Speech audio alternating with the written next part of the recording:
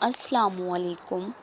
اللہ تو فرماتا ہے تم مجھے پکارو میں تمہاری پکار کا جواب دوں گا، اور پھر وہ یہ بھی فرماتا ہے یقیناً اللہ کبھی اپنا وعدہ نہیں توڑتا۔ طویل انتظار کرنے کے بعد روتی آنکھیں اللہ سے مدد کی فریاد کرتی ہیں تو تڑپ اللہ کو بھا جاتی ہے، اور وہ ہو کر رہتا ہے جو دعاؤں سے بھی ناممکن لگتا ہے۔